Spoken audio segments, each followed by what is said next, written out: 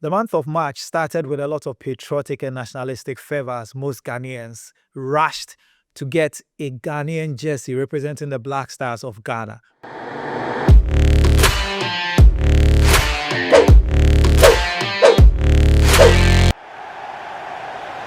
The month of March started with a lot of patriotic and nationalistic fervor as most Ghanaians rushed to get a Ghanaian jersey representing the Black Stars of Ghana. You could not find a jersey to buy in town because most of them had been snapped up as we celebrated Ghana's Independence Day. But as the month comes to an end, Ghana finds itself in uncharted territory, having to look for a new coach ahead of the 2026 World Cup, and seemingly in crisis concerning the future of the Black Stars and their prospects at the next edition of the World Cup.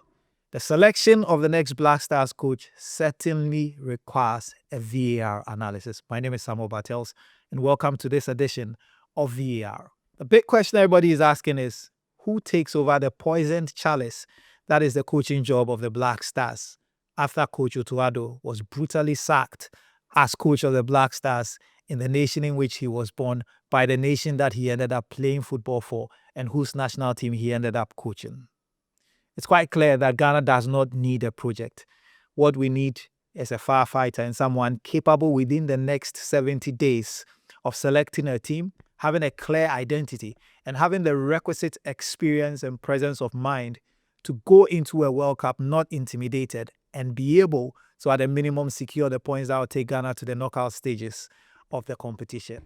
Rightfully so, there has been a lot of speculation, a lot of names are being thrown up, and a lot more names will be thrown up. It's important to note that there are certain parameters in which Ghana's next coach will be selected. The first one is financial, because we do not have a carte blanche. We do not have an open check concerning the next coach. Ghana would have to pay some form of compensation to Coach Otto Addo. The Ministry of Sports and Recreation has a ceiling as far as what it is capable of paying. And then there's the issue of continuity. Could someone who does not understand African football, who particularly does not have a measure of how the Ghana national team would build within 2 months, be able to handle the Black Stars? The other key thing is the working relationship. Coaches over the last 7 years, since 2019, under the Keto Kreko administration, have underwhelmed and underperformed, to say the least. The question everybody is asking is, what has been the nature of the working conditions and what has been the nature of the working relationship with the president of the Ghana Football Association, Ket Okreku, and his executive? Are the coaches just the fall guys, the scapegoats? Is there something deeper that signals a malaise within the Black Stars and their performances in recent years? And has that been corrected? And could any coach, regardless of his qualification and track record, be able to go past that? The FA itself needs an introspection. So now let's look at the names that are coming up. Top of the list, and I'm going to grade these coaches as A+, A, B, C, or D, depending on where they stand at the moment. Top of the wish list for Ghana appears to be Hervé Renard. And Ghana and Hervé Renard go way back to the pre-2008 African Nations Cup period.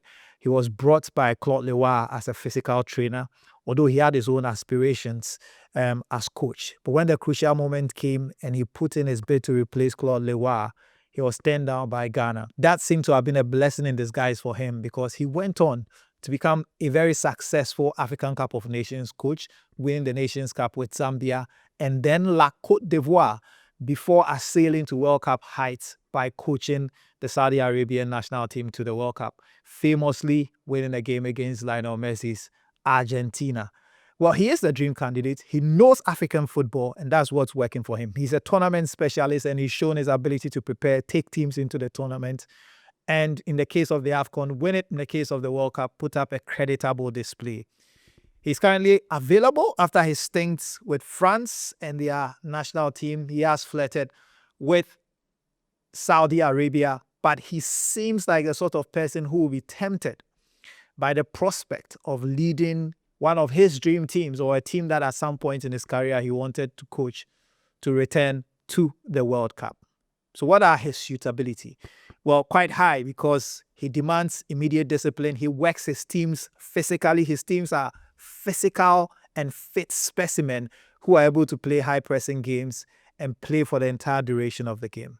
The major challenge, as I mentioned, is financial, because he has been used to the hundreds of thousands of the Middle East and some of the biggest paydays in his career.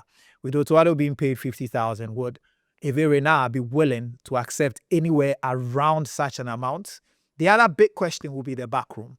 Assuming the Ghana Football Association wants to maintain the current backroom and allow whichever coach is coming to slot into that, would the coach, and in this case Hervé Renard, be comfortable working with this backroom staff? History suggests that Hervé Renard at least comes with 3 backroom staff that he would want to be part of his backroom staff, because these are people that he's worked with successfully and he would want to have in his corner. How would the FA handle this? Currently, Ghana has perhaps one of the biggest technical teams in African football, but in our history, the biggest technical team that we've ever assembled to back a coach. How would the FA reconcile these two positions? This will be key to determining whether Hervé Renard gets this job. Other than that, Hervé Renard, for me, is an A+ candidate as far as suitability, track record, and potential is concerned.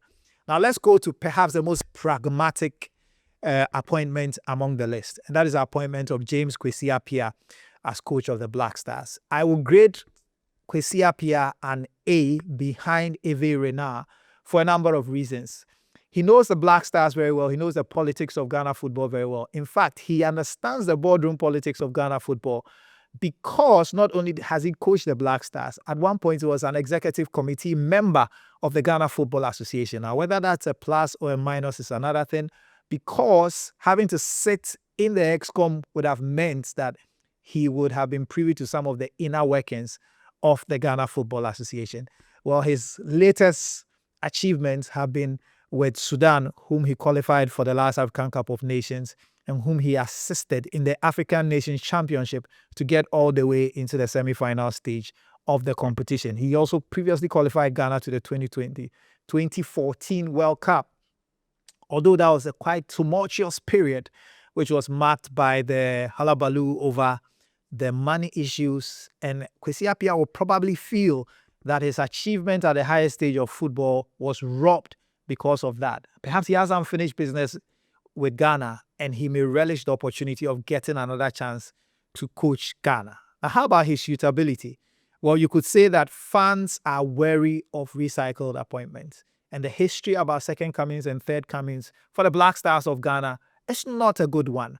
Bukadziza returned after his glorious qualification of the Black Stars to the Nations Cup in 1992 to the job in 2003, but he ended up leaving in disgrace and ignominy after his failure to qualify the Black Stars for the 2004 African Cup of Nations. His legacy tarnished forever. Milovan Ivachu took Ghana to the quarterfinal stage of the World Cup in South Africa in 2010, returned for a second stint under a certificate of an emergency, summoned by Otto Addo and his cronies. In the end, he also limped out of the Ghana job, disgraced after Ghana crashed out of the first round of the African Cup of Nations. And then there's Kwesi himself and his second coming, ending up with the forgettable event of 2014 when Ghana qualified for the World Cup. In the end, he was kicked out by Otto Addo and then replaced by CK Akono. And perhaps the latest indication that second comings and third comings don't really work for the Black Stars is the case of Coach Otto Addo himself, the only coach in Ghana's history to qualify Ghana to 2 World Cups. The first time he did it, went to the World Cup and won 1 match, and his second stint has ended with his brutal sacking after the losses against Austria and against Germany. And so Kwesi will be mindful of this record of second comings and third comings. The other big problem is whether Sudan will be willing to part ways with the coach, even if it's temporarily, to allow him to take the Ghana job for the World Cup. Will it be a short-term appointment? Will it be a long-term appointment? Will elements within the Ghana Football Association themselves be comfortable to bring in Kwesi, seeing the points of conflict in the past, how he was treated during his last exit, and perhaps his understanding and knowledge of the inner workings of Ghana football, and perhaps there are rumors around possible interference and how he's likely to do that. Well, he's a pragmatist, and we know that he's learned a lot from his previous associations with the Black Stars. People have raised questions about his suitability from a tactical point of view, but Kwesi Appiah's knowledge of the local setup is unmatched against any other potential candidate for the Black Stars. And if you are looking for a quick fix job within a 70-day window, then perhaps your man is James Kwesi Appiah. In the mix also, interestingly, has emerged Walid Regragui, and he would be perhaps also rated as a grade A, most probably because of his most recent record in international football, coaching Morocco to the semi-final stage of the World Cup, the first ever time that an African country has actually pulled that off, and walking Morocco to the final of the African Nations Cup, where perhaps but for that attempted panenka by Brahim Diaz, and if factors had gone in the direction of Morocco, he would have crowned his period as Moroccan coach with the AFCON and still been in charge of Morocco. Rumors suggest that he might be tempted because he has an interest in this job and he would be interested in going back to the World Cup. He proved that in 2022 that he can perform at the highest level. The big question becomes, well, a coach who was intimately familiar with the Moroccan setup, having played as a player in the Moroccan national team, having coached at the local level, and then having coached the Moroccan national team, you would think that that familiarity may have been part of his success. How would he fare coaching a West African side like Ghana, with all the history that comes with it, with all the pressure that comes with expectations, and within the setup of the Ghana Football Association? One thing is certain, that Regragui has been in that position where he was given a very short period within which to raise a team for a major tournament. And so could be another one who is familiar and who might be able to pull off this height for Ghana within a 70-day period. Now, there are a few other outliers, and I'll quickly run through them. Now, one name nobody is mentioning, but I want to put in for this job is Pitso Motsimane of South Africa, the former Elali coach who also coached the Bafana Bafana at some point in his career. I would call him the jingler in this matter because he's a serial winner who understands the African terrain. Now, in terms of suitability, he's highly suitable, again, because of his understanding of African football. He's a tactical pragmatist who would not overcomplicate things and will play very simple football, but he's a winner in terms of his mentality. Perhaps the biggest challenge would be a matter of pride. Would Ghana appoint a South African to lead its national team to the World Cup? Again, given the recent friendly rivalries and the tiffs that Ghana has had with South Africa, would Ghana think that it will become a laughing stock if a South African is heading Ghana's campaign at the World Cup? Well, for Pitso Motsimane to be appointed, Ghana will have to swallow a lot of pride. And again, it will come down to the terms of such an engagement. Another name that is being thrown out purely because he has done self-advertisement over the last few years is Tom Saintfiet, who is a bit of a journeyman on the African country. He worked wonders with Gambia. In Mali, things were not exactly smooth. He came up against Otto Addo and could not outbox Otto Addo in the same World Cup qualification group. But he has publicly always expressed his desire to take up the Black Stars job if it was made available to him after his stint with Mali. He's a specialist when it comes to picking and achieving African countries and turning them into winners like he did against Gambia. He seems good for a short-term period. Having played against Ghana in the World Cup qualifiers, he would have an understanding of exactly how Ghana plays, the players that Ghana has at the moment, and what they can do. The big question is that whilst he's turned around smaller countries, and perhaps he's worked with Mali where he didn't exactly hit the heights that he hit with Gambia, the big question is, would a World Cup tournament be too big a stage for Saintfiet to start his dream job of coaching the Black Stars? That'll be a big question to answer. Now let's look at the outliers. People have brought on the possibility that Lars Bjorkren, who is the coach of the Black Queens, should be considered for this job. Well, my preliminary objection is that if he's the Black Queens coach and the Black Queens qualification process for the 2027 World Cup, which is his primary KPI, has not been achieved, let's not confuse things. In fact, I don't even think he should be on the technical team of the Black Stars for one reason, which is that the postponed Women's African Cup of Nations will be taking place around the same time as the World Cup. And he needs the focus that is required to qualify the Black Queens for the 2027 World Cup. Desmond Ofer, who used to coach the under-20s, now coaches the Olympic team, has been touted. Again, I think this will come too early for Desmond. Desmond has not proven himself. He's better being a part of the Black Stars assistant setup and learning the ropes. For me, qualification of the Black Meteors to the Olympic Games in 2028 should be the main focus and KPI for Ofe to allow him to build his career. It's too early for the Black Stars. The same thing would apply to Lai Atkinson, who could be part of the setup, but I don't think should be the head job. Ultimately, the question then becomes, which appointment and which personality and under which conditions would the FA be willing to make the right appointment? I can understand that coaching CVs are critical in the appointment, but ultimately, as we've seen things in Ghana, the factors that lead to the appointment of a coach go beyond just these factors. There are personal and working style factors that the ministry and the Ghana Football Association would take into consideration. Above all of that is the financial commitment that comes with hiring a top coach. And for me, these will be key considerations in appointing the coach. I'll wrap up this edition of VAR by drawing attention to the historical antecedents. Historically, successful coaches appointed less than 3 months before a World Cup is quite abysmal as just about 15% success.